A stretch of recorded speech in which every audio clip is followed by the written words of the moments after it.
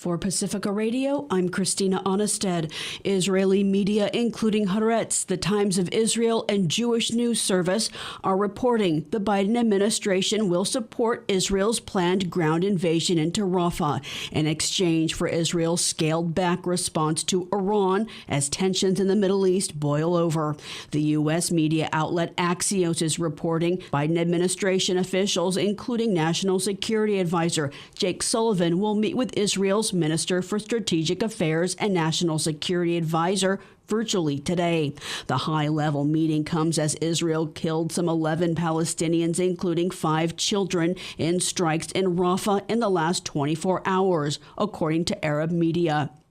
The United Nations has warned a full-scale ground invasion into the Gaza southern city, where more than half the population has fled to under Israel's orders, would be devastating. Israel says Rafah is the last Hamas outpost in Gaza. The head of UNRWA, United Nations Relief Agency in Palestine, is demanding an investigation into Israel's attacks on humanitarian workers and its impediments of delivering aid into Gaza and the West Bank. Philippe Lazzarini spoke before the UN Security Council Tuesday. Across Gaza, a man-made famine is tightening its grip. In the north, infant and young children have begun to die of malnutrition and dehydration. Across the border, food and clean water wait. But UNRWA is denied permission to deliver this aid and save lives. We demand an independent investigation and accountability for the blatant disregard for the protected status of humanitarian workers, operations and facilities under international law. Israel claims 12 of UNRWA's thousands of staff members participated in the October 7th Hamas attack that sparked the war in Gaza. The U.S., the agency's largest donor, suspended funding in response. UNRWA says it has not received proof of Israel's claims and that its staff were tortured into giving false confessions. Meanwhile, the UN Security Council scheduled to consider Palestine's application to become a full UN member today. It currently has non-member status.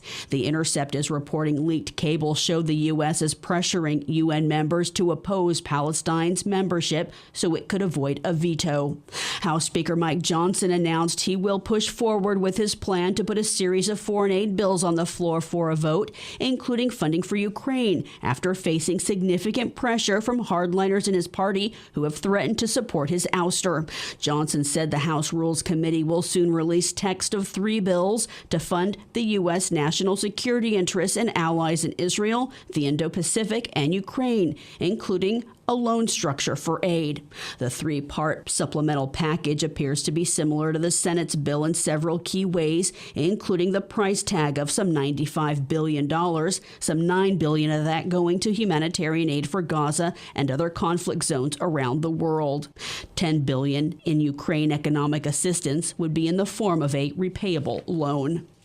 The Senate dismissed both House impeachment articles against Homeland Security Secretary Alejandro Mayorkas Wednesday. House Republicans impeached him back in February, charging Mayorkas with willfully refusing to secure the southern border. Max Pringle reports. Senate Leader Chuck Schumer said both the articles distorted what impeachment was really intended for in the Constitution. This is an illegitimate and profane abuse of the U.S. Constitution. The framers were clear.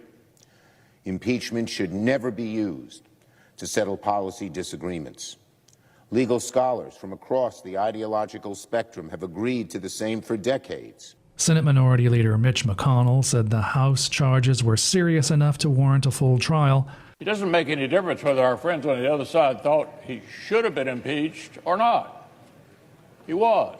Senate Democrats argued that neither article rose to the level of high crimes or misdemeanors and simply amounted to a policy disagreement. Schumer said House Republicans, under the direction of Donald Trump, have rejected a bipartisan bill that would have dealt with the border crisis.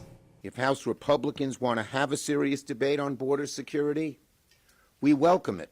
The votes to dismiss were along party lines, 51-48 for the first article and $51.49 for the second. I'm Max Pringle. Boeing's airplanes and safety scandals were the topic of 2 congressional hearings Wednesday. A Boeing engineer said the aircraft manufacturer took shortcuts that could lead to planes breaking apart mid-flight.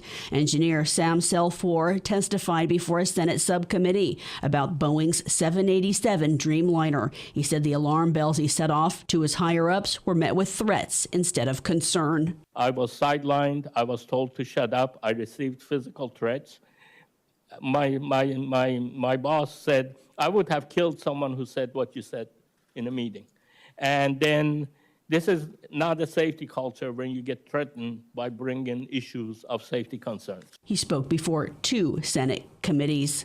The company has been under multiple investigations and in crisis mode since a door plug panel blew off a 737 MAX jetliner during an Alaska Airlines flight in January.